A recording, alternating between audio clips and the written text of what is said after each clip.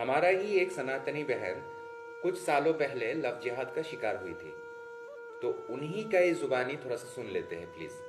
तो सर मेरा क्या हुआ था, मैं 2016 में भाग के शादी की थी एक मुसलमान से, जो मेरा ज़िंदगी की सबसे बड़ी गलती थी, ठीक है?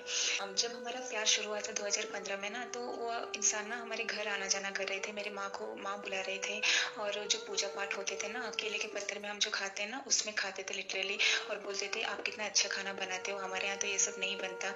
तो और जब मैं मंदिर से निकलूँगी, टीका लगाऊँगी, तो वो बोलेंगे कि, "यार तेरे चेहरे पे कितना सूट करता है।" ये सब मुझे बोलते थे। तो मैं यही सोच रही थी कि ये भी तो इंसान है, और मैं जितना थोड़ा बहुत रिसर्च की थी, उसमें भी तो भाईचारा वाला ही बात सुनी। ऐसे करके सर मैं भाग के शादी की थी। सर हो गया ये एक, उसके बाद शुरू हुआ मेरे असली जंग। वो 5 वक़्त की नमाज़ मैंडेटरी था मेरे लिए, तो मैं करती थी। अगर मैं कभी छूट गया, ये सब हो गया, तो वो मेरे हाथ से खाना नहीं खाएँगे, मुझसे बात नहीं करेंगे। ये वो एक टाइप का टॉर्चर था मेरे लिए। मैं ऑफ़िस में भी रहती थी और ऑफ़िस भी करती थी। 5 वक़्त का नमाज़ भी मैं मतलब उनको देखना चाहिए कि मैं कर रही हूँ, उनको बिलीव होना चाहिए। अगर नहीं करूँगी, मेरे हाथ से नहीं खाना खाएँगे, तो वो अलग सोएँगे, मैं अलग सोऊँगी। ये ऐसे टॉर्चर के बाद सर मैं सोचती थी, अरे नहीं छोड़ो, मेरे हस्बैंड को अच्छा नहीं लगता ये सब, तो मैं कर लेती थी। तो लव जिहाद का शिकार होगी, टॉर्चर होगी, दिस इज नॉर्मल। लेकिन मेरा मुद्दा ये है कि इस लड़की को उसका पति ने, सोसाइटी ने बार बार दिमाग के अंदर घुसा के रखा है। आपको क्या लगता है सर, ये मैं कितना सही हूँ, कितना गलत हूँ? क्योंकि अच्छा, तुम्हारे वो तो आसपास का मेरे पे भी सोसाइटी। गलती देता है कि तुम ही गलती की हो, तुम अगर एक्सेप्ट कर लेती तो मैं हम दोनों अच्छे में रहते।